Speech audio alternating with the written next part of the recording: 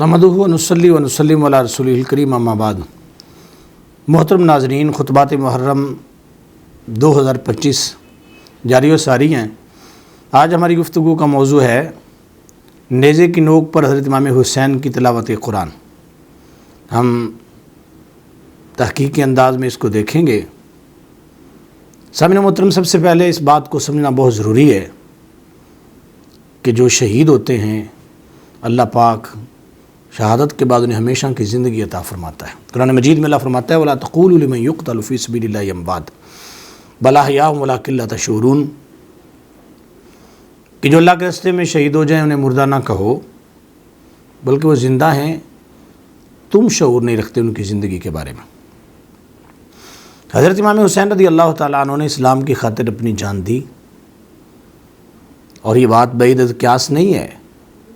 کہ وہ قرآن مجید کی تلاوت اپنے دنیا سے جانے کے بعد نہ کر سکے۔ سیدنا امام حسین رضی اللہ تعالیٰ عنہ کے بارے میں ہمارا یہ موقف ہے کہ انہوں نے قرآن مجید کی تلاوت نیزے کی نوک پر بھی کی۔ پہلے ہم اس کو حدیث کے لحاظ سے دیکھتے ہیں کہ کیا از اٹ پاسبل کہ قرآن مجید کی تلاوت بعد از وفات ہو سکتی ہے یا نہیں۔ حضرت ابن عباس رضی اللہ تعالیٰ عنہ کہتے ہیں کہ نبی پاک صلی اللہ علیہ وسلم کے بعد اصحاب نے ایک قبر پر خیمہ لگایا اور انہیں نہیں معلوم تھا کہ یہاں پہ قبر ہے۔ وہاں پر انہوں نے سورہ تبارک الذی کی تلاوت سنی، یہاں تک کہ پوری سورہ تبارک الذی کی تلاوت کی گئی۔ وہ نبی علیہ السلام کی بارگاہ میں آ کے پوچھا، یا رسول اللہ صلی اللہ علیہ وسلم، میں نے قبر پر خیمہ لگایا لیکن مجھے پتہ نہیں تھا کہ وہاں پہ قبر ہے، وہاں سے سورہ تبارک الذی پڑھنے کی آواز آ رہی تھی، تو یا رسول اللہ صلی اللہ علیہ وسلم، از اٹ پاسبل، کس طریقے سے قرآن پڑھا جا سکتا ہے؟ تو میرے محبوب صلی اللہ علیہ وسلم نے جملہ کا ارشاد فرمایا، قال رسول اللہ صلی اللہ علیہ وسلم ہی المانعہ ہی المنجیہ تنجیہ من عذاب القبر۔ ترمذی کے اندر یہ حدیث موجود ہے۔ میرے محبوب صلی اللہ علیہ وسلم نے ارشاد فرمایا، یہ سورہ تبارک الذی مانعہ بھی ہے، منجیہ بھی ہے، عذاب کو روکتی ہے اور عذاب قبر سے نجات بھی عطا فرماتی ہے۔ یہاں سے پتہ چلتا ہے کہ دنیا سے جانے کے بعد تلاوت قرآن کی جا سکتی ہے، اور دنیا سے جانے کے بعد اللہ کی بارگاہ میں جن کا مقام مرتبہ ہوتا ہے وہ اس لحاظ سے بھی ممتاز لوگ ہوتے ہیں کہ وہ چاہیں تو دنیا سے جانے کے بعد مسکرا بھی سکتے ہیں۔ حضرت ربیع بن خراش کا واقعہ بڑا مشہور ہے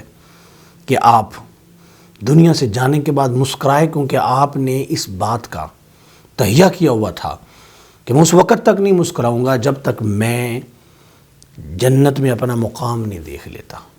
تو جب آپ شہید ہو گئے، فوت ہو گئے، تو اس کے بعد آپ کے چہرے پر مسکراہٹ تھی، تو گویا کہ وہ جنت میں اپنا مقام دیکھ رہے تھے، اس لیے وہ مسکرا رہے تھے۔ اب ہم آتے ہیں اس بات کی طرف، حضرت امام حسین رضی اللہ تعالی عنہ اپنے وصال کے بعد، شہادت کے بعد بھی نیزے پر تلاوت قرآن کر رہے تھے۔ راوی ہیں جن کا ہم ذکر کرنے لگے ہیں، حضرت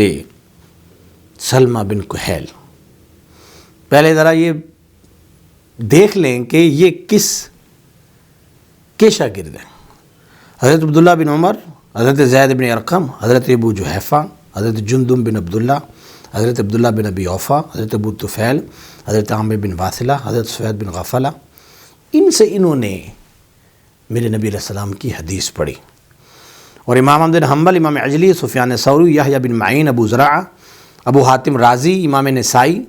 یہ تمام کے تمام لوگ یہ کہتے ہیں کہ یہ ثقہ راوی ہیں۔ ان کی ثقات کے اندر کسی نے اس لحاظ سے نہیں کہا، بلکہ ان کے نزدیک یہ ثقہ راوی ہیں۔ وہ کیا کہتے ہیں؟ رأیت رأس الحسین بن علی رضی اللہ تعالی عنہ علی القناع وهو يقول فسيكفيكهم الله وهو السمیع العلیم۔ ابن عساکر تاریخ مدینہ و دمشق جلد نمبر 22 ہے، صفحہ نمبر 117 ہے کہ حضرت سلمہ بن کہیل کہتے ہیں کہ میں نے دیکھا حضرت امام حسین رضی اللہ عنہ کا سر مبارک نیزے پر، اور وہ یہ قرآن کی آیت پڑھ رہے تھے، فَسَيَكْفِيكَهُمُ اللَّهُ وَهُوَ السَّمِيعُ الْعَلِيمُ۔ اس کا معنی یہ بنتا ہے پس اللہ کافی ہے ان کو، اور اللہ تعالیٰ سننے والا جاننے والا ہے۔ تو چونکہ موقع بھی ایسا تھا کہ حضرت امام حسین اپنی طرف سے یہ اعلان کر رہے تھے کہ جنہوں نے مجھے اور میرے گھرانے کو شہید کیا ہے، ان کے مقابلے میں اللہ کافی ہے، جو ان سے اللہ بدلہ لے گا۔ اب یہ بات سوانح کربلا میں نعیم الدین مراد آبادی رحمۃ اللہ علیہ نے بھی ذکر کی، صفحہ نمبر 118 پہ۔ تو ایک مستند یہ بات ہے کہ حضرت امام حسین رضی اللہ تعالیٰ عنہ نے نیزے پر تلاوت قرآن کی ہے۔ امام اعمش جو ہمارے امام اعظم ابو حنیفہ رحمۃ اللہ علیہ کے بھی استاد ہیں، وہ کہتے ہیں فقلت لسلمہ بن کہیل، میں نے سلمہ ابن کہیل سے پوچھا کہ انک سمعتہ منہ، کیا تم نے واقع ہی یہ سنا ہے حضرت امام حسین سے؟ تو انہوں نے کہا ہاں اللہ کی قسم، انی سمعتہ منہ بباب الفرادیس بدمشق، کہ میں باب فرادیس کے پاس تھا دمشق میں، کہ جب میں نے یہ سنا وَهُوَ يَقُولُ فَسَيَكْفِيكَهُمُ اللَّهُ وَالسَّمِيعُ الْعَلِيمُ، کہ حضرت امام حسین رضی اللہ تعالیٰ عنہ کا سر مبارک قرآن کی اس آیت کی تلاوت کر رہا تھا۔ اب تلاوت قرآن کرنا بھی اور تلاوت قرآن سن کر اس کا جواب دینا، یہ بھی ثابت ہے۔ حضرت منہال بن عمر یہ روایت کرتے ہیں، اور یہ کون ہیں؟ حضرت علی المرتضیٰ شیر خدا رضی اللہ تعالیٰ عنہ، جن کے بارے میں میرے مصطفیٰ کریم نے فرمایا انا مدینۃ العلم والی بابوہا، میں علم کا شہر ہوں، علی اس کا دروازہ ہے۔ انہوں نے اپنے بیٹے محمد بن حنفیہ کو پڑھایا، اور محمد بن حنفیہ کے آگے شاگرد ہیں یہ منہال بن عمر، اور پھر میرے مصطفیٰ نے حضرت عبداللہ بن مسعود کو پڑھایا، جو کہ احناف کی جتنی بھی فقہ ہے اس کی بنیاد حضرت عبداللہ بن مسعود رضی اللہ تعالیٰ عنہ ہیں، جو کہ آپ کوفہ میں گئے تھے اور وہاں پہ آپ نے مدرسہ بنایا اور لوگوں کو دین پڑھایا، اور وہاں پر پھر آپ کے بیٹے حضرت عبید بن عبداللہ، ان کے پاس یہ منہال بن عمر پڑھتے رہے، اور ان کے بارے میں بھی حضرت امام احمد بن حنبل، یا ابن معین، امام نسائی، ابن حبان، ابن قطان، امام عجلی، سب نے تہذیب التہذیب کے اندر، میزان الاعتدال کے اندر انہیں ثقہ قرار دیا۔ یہ کیا کہتے ہیں؟ کہتے ہیں واللہ رأیت الحسین ابن علی حملا، کہ میں اس وقت کا گواہ ہوں کہ جب حضرت امام حسین کا سر مبارک نیزے پر تھا،